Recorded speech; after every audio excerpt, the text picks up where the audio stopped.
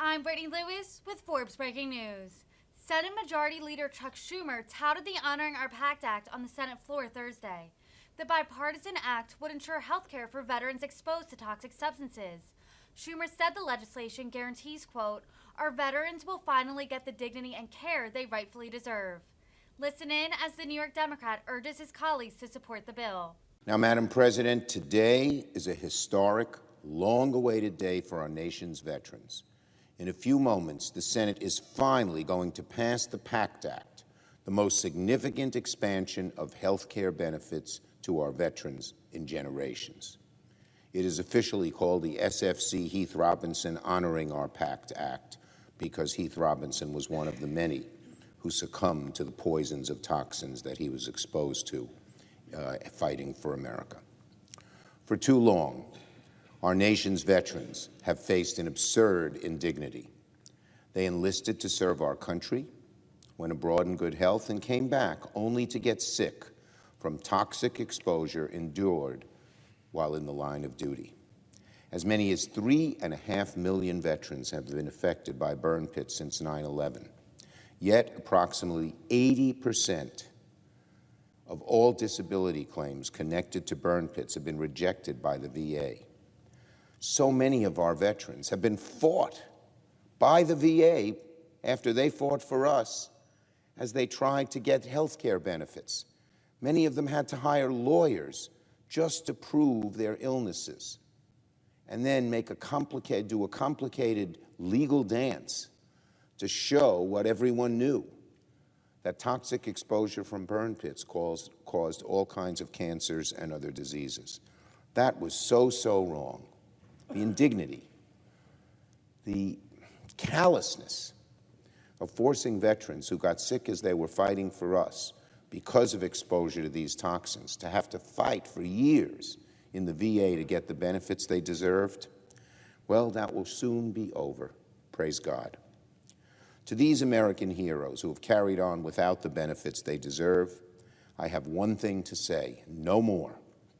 Today, the Senate finally takes action to right this profound wrong.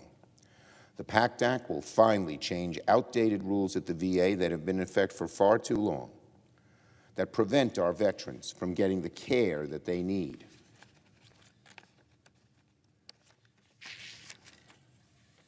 The care they need to treat health complications that caused by burn pits.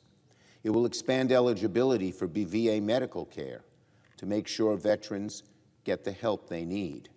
And there's even more good news in the PACT Act. It's not just about burn pits, as important as they are. The PACT Act will expand coverage of health issues exacerbated by Agent Orange, which over the years I have strongly pushed for in this chamber.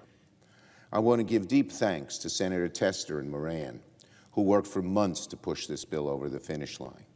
Their leadership on this issue has been extraordinary. I want to thank my colleagues. This is another bipartisan action that is accomplishing something very significant. And I want to thank my colleagues from both sides of the aisle who supported the bill through its consideration.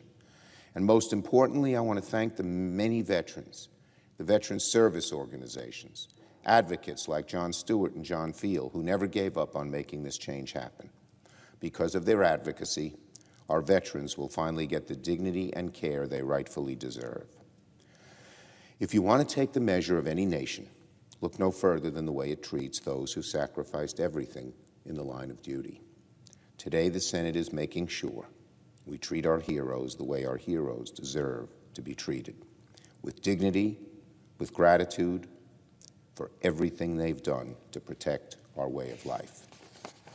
Gone are the days when veterans will have to struggle to prove and fight to get benefits that they deserve.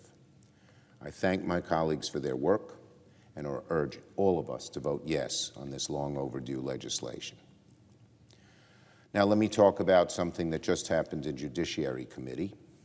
As we await the completion of the gun safety bill, there's another step the Senate will take today to protect our communities from gun violence.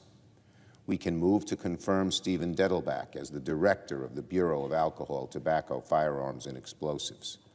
I want to thank Senator Durbin and the Judiciary Committee for moving this nomination expeditiously. And later today, I will move to discharge the nomination of Mr. Dettelbach from the Judiciary Committee after his nomination resulted in a tie vote. Based on his record and qualifications, Dettelbach unquestionably deserves bipartisan support. But either way, he's going to move forward. The ATF has not had a permanent director since 2015, so confirming Mr. Dettelbach is one of my top priorities before the end of June. We need a fully functional, fully staffed ATF in order for that agency to fulfill its mission of keeping our communities safe from gun violence. Obviously, the legislation we're talking about and is being negotiated is very important, but so is having a fully functioning ATF. It is critical we have a fully functioning, fully staffed ATF for the agency to carry out its mission of protecting our communities from gun violence, and what they do is very, very important. Sometimes it's quiet, sometimes it's not noticed, but their ability to deal with gun traffickers and so many others who poison our streets with illegal guns that take the lives of our children, the ATF is essential in stopping that, curtailing it. And having a strong, qualified nominee like Mr. Dettelbach will certainly help reduce the scourge of gun violence in this country, particularly because the ATF has not had anyone at the helm since 2015. So I'm going to make sure his nomination moves as quickly and speedily through this chamber as possible. Now, on the other issue, the debate on gun safety. This week, the Senate is making progress on a subject that has frustrated this chamber for decades, meaningful gun safety legislation. Last night, I spoke with Senator Murphy on the latest round of bipartisan negotiations. Both sides met well into the evening and will be meeting again this afternoon. The work's not finished. No one will pretend that this has been easy, but both parties are still working towards a final product. I urge both sides to keep going at it. This is so important to the American people. I am hopeful they will come to an agreement on a bill text soon. Once we have the language for a gun safety bill, I'm prepared to make it the next legislative matter considered on the Senate floor. We want to move quickly and decisively to make sure we don't let this opportunity slip away. Just a month ago, very few could have predicted that this chamber would make as much progress as we have on a gun safety compromise. Given our recent history, it's hard to blame Americans who feel hopeless that change can happen on this issue. But that's why you never give up, even after facing so many disappointments. No matter how many times gridlock has taken hold in the past, survivors of gun violence, gun safety advocates, people who have lost loved ones, children, have fought and fought and fought. They have visited our office every year many times. Because of them, we are closer to making real progress than we have been in a long, long time. The work is not done, but I remain hopeful that we're going to get it done. And I want to thank my colleagues on both sides of the aisle for continuing their work towards a compromise. Now on the big lie. Today, the House will continue its public hearings on the Capitol attack of January 6. I urge all Americans to tune in and listen to the strong case our House colleagues are presenting. The dangers of the big lie transcend the Capitol attack. This week, many hard-right candidates who deny the 2020 elections and have little faith in the fidelity of our elections and may well move to undermine them have won primaries and will be on the ballot in November. If you want to know what our country could turn if you want to know what our country could turn into if they win, look at what's happening right now in New Mexico. Right now, a county commissioner in that state is refusing to certify the results of his county's primary elections because of debunked conspiracy theories involving Dominion voting machines. The votes of other 7,000 people are now in jeopardy, and the state Supreme Court has been compelled to step in. This is the results of the big lie spread by Donald Trump. He cannot accept the fact that he lost. His ego is so huge and infantile that he is undermining American democracy, and too many, often out of fear of Trump and the primary voter acolytes that Trump has, go along with this. And it's happening in too many states. It's a real danger to our democracy. In Nevada, for instance, Secretary of State candidate Jim Marchant has said if he had been in office in 2020, he wouldn't have certified Joe Biden's victory. That is dangerous stuff. Do my colleagues on the other side of the aisle who go along with this realize that? This undermines the democracy, sacred to all of us, Democrat, Republican, Independent. America needs to be watching what's happening in states like New Mexico and Nevada, because if we're not careful, it'll be a preview of greater horrors to come. It's not a partisan argument. It's simply about democracy versus authoritarianism.